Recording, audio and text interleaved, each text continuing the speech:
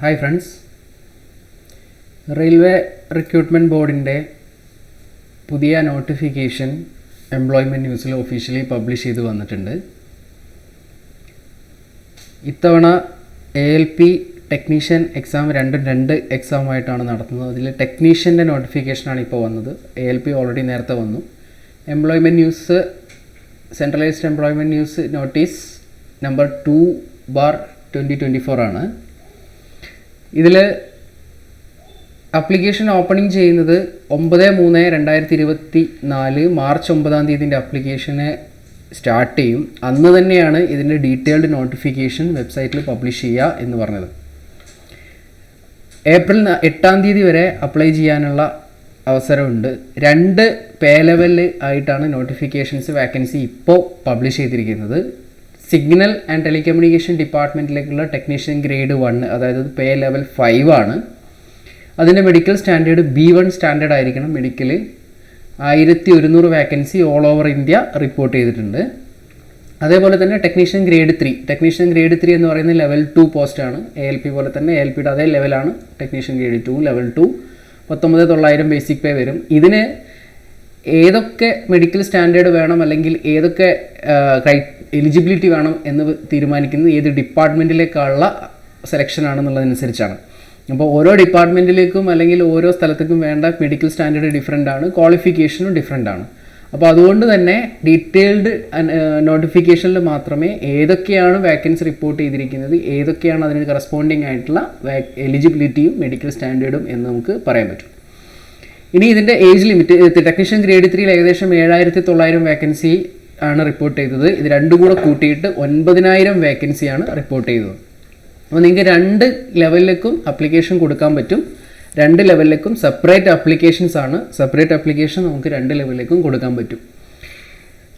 പക്ഷേ ഒരു RRBയിലേക്കേ കൊടുക്കാൻ പറ്റുള്ളൂ. പക്ഷേ 2 ലെവലിലേക്ക് നമുക്ക് ഒരു ലെവൽ ഒരു RRBയിലും മറ്റേ ലെവൽ മറ്റൊരു RRBയിലും കൊടുക്കാൻ പറ്റൂ എന്നുള്ളത് ഡീറ്റെയിൽ നോട്ടിഫിക്കേഷൻ വന്നതിന് ശേഷം മാത്രമേ നമുക്ക് പറയാൻ പറ്റുള്ളൂ.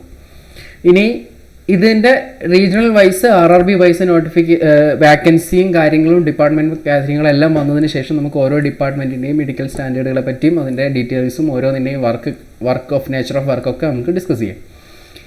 9/3/2024 RRBയുടെ എല്ലാ RRBയുടെയും ഒഫീഷ്യൽ വെബ്സൈറ്റിൽ നോട്ടിഫിക്കേഷൻ പബ്ലിഷ് ചെയ്യും. ഇത്തവണ 3 വയസ്സ് ഏജ് തൊട്ട് മുമ്പ് ALPക്ക് ഒരു അമെൻമെൻറ്റ് വന്നിട്ടുണ്ടായിരുന്നു. 3 വയസ്സ് റിലാക്സേഷൻ എടുത്തതുകൊണ്ട് അതേപോലെ റിലാക്സേഷൻ ഇതിനും ബാധകമാണ്. ലെവൽ 1 പോസ്റ്റ് ഗ്രേഡ് 1 ടെക്നീഷ്യൻ പോസ്റ്റിന് 36 വയസ്സ് വരെയും ഗ്രേഡ് 3 ടെക്നീഷ്യൻ പോസ്റ്റിന് 33 വയസ്സ് വരെയും അപ്ലൈ ചെയ്യാം. നല്ല ഒരു ഏജ് ഗ്യാപ്പ് അല്ലെങ്കിൽ നല്ലൊരു ഏജ് ഡ്യൂറേഷൻ നമുക്ക് കിട്ടുന്നുണ്ട്. ഇതിൻ്റെ ക്വാളിഫിക്കേഷൻ എന്ന് പറയുന്നത് ഒഫീഷ്യൽ RRBയുടെ ഒഫീഷ്യൽ CN വന്നതിന് ശേഷം റെഫർ ചെയ്യാനാണ് ഇപ്പോൾ അറിയിച്ചിരിക്കുന്നത്. ഇതിൽ ക്വാളിഫൈ ചെയ്ത ആൾ ഈ ഒരു സബ്മിഷൻ ഡേറ്റ് ക്ലോസിംഗ് ഡേറ്റ്, അതായത് 8/4/2024 ആൾ ക്വാളിഫൈഡ് ആയിരിക്കണം. അല്ലാതെ ആ ഒരു സമയത്ത് നമ്മുടെ കയ്യിൽ സർട്ടിഫിക്കറ്റ് ഉള്ളവർക്ക് മാത്രമേ ഇത് അപ്ലൈ ചെയ്യാൻ പറ്റുള്ളൂ. മെഡിക്കൽ സ്റ്റാൻഡേർഡ് കാര്യം നമ്മൾ പറഞ്ഞു, it's depends upon the nature of post. അത് നമുക്ക് ഡീറ്റെയിൽ ആയിട്ട് അനാലിസിസ് വന്നതിന് ശേഷം പറയും. ഇപ്പോൾ ഇതൊരു ഇൻറ്റിമേഷൻ മാത്രമാണ്, ഒരു ഷോർട്ട് നോട്ടീസാണ്. എംപ്ലോയ്മെൻറ്റ് ന്യൂസിൽ ഇന്നത്തെ എംപ്ലോയ്മെൻറ്റ് ന്യൂസിൽ വന്ന ഒരു ഷോർട്ട് നോട്ടീസ് മാത്രമാണ്. എക്സാമിനേഷൻ ഫീ എന്ന് പറയുന്നത് 500 രൂപയാണ് എക്സാമിനേഷൻ ഫീ. ഇത് എക്സംഷനുള്ള ആളുകളുണ്ട്. SC ST ex servicemen, PWBD, female candidates, transgenders, minorities, economically backward ക്ലാസ്സസിലൊക്കെ പെട്ട ആളുകൾക്ക് 250 രൂപീസാണ് ഫീസ് വരുന്നത്. ഫസ്റ്റ് സ്റ്റേജ് എക്സാം എഴുതി കഴിഞ്ഞാൽ നിങ്ങൾക്ക് എക്സാം ഫീ റീഫണ്ട് ചെയ്ത് തരുന്നതായിരിക്കും. 2 പോസ്റ്റിലേക്കും അപ്ലൈ ചെയ്യുന്ന ആളുകൾ 2 തവണ ഫീസ് അടയ്ക്കണം എന്ന് പറഞ്ഞിട്ടുണ്ട്. ഓരോ ലെവലിലേക്കും സെപ്പറേറ്റ് അപ്ലിക്കേഷൻ കൊടുക്കാമെന്നും ഓരോ ലെവലിലേക്കും സെപ്പറേറ്റ് ഫീ പേ ചെയ്യണമെന്നും ഈ നോട്ടിഫിക്കേഷനിൽ ഈ 11ാമത്തെ പോയിൻ്റായിട്ട് പറഞ്ഞിട്ടുണ്ട്. പക്ഷേ നമുക്ക് 2 RRB ഒരു ലെവൽ ഒരു RRBയിലേക്കും മറ്റൊരു ലെവൽ വേറെ RRBയിലേക്കും അപ്ലൈ ചെയ്യാൻ പറ്റുമോ എന്നുള്ളത് നോട്ടിഫിക്കേഷൻ വന്നതിന് ശേഷം നമുക്ക് ഫൈനലൈസ് ചെയ്യാം. ഇപ്പോൾ ഇതിനകത്ത് പറഞ്ഞിരിക്കുന്നത് ഒരു RRBയിലേക്ക് അപ്ലൈ ചെയ്യാൻ പറ്റുള്ളൂ എന്ന് മാത്രമേ പറഞ്ഞിട്ടുള്ളൂ. എലിജിബിലിറ്റിയുടെ കേസ് നമ്മൾ പറഞ്ഞു. ഓരോ പോസ്റ്റിലേക്കും ഓരോ ടെക്നീഷ്യൻ ഗ്രേഡ് 3 തന്നെയാണെങ്കിൽ തന്നെ ഓരോ ഇതിലേക്കും ഡിഫറെൻറ്റ് ക്വാളിഫിക്കേഷൻ ആണ്. അതുകൊണ്ട് ക്വാളിഫിക്കേഷൻ്റെ ഡീറ്റെയിൽസ് നമുക്ക് അത് വന്നതിന് ശേഷം പറയാം. ഇനി ഇതുമായി ബന്ധപ്പെട്ട എന്ത് കാര്യമുണ്ടെങ്കിലും RRBകളിലെ വെബ്സൈറ്റുകൾ മാത്രം റെഫർ ചെയ്യുക. വേറെ അഡീഷണൽ കാര്യങ്ങളൊന്നും റെഫർ ചെയ്യരുത് എന്നുള്ളൊരു വാർണിംഗ് ആണ്. കാരണം ഏറ്റവും കൂടുതൽ ഫേക്ക് റിക്രൂട്ട്മെൻറ്റുകളും ഓഫറുകളും ഒക്കെ ത്രൂ റെയിൽവേയിലേക്ക് വരാറുണ്ട്. അതുകൊണ്ടാണ് അങ്ങനെയൊരു പ്രിക്കോഷൻ റെയിൽവേ തന്നിരിക്കുന്നത്.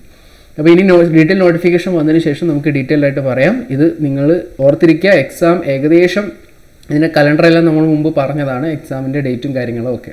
ഓക്കെ.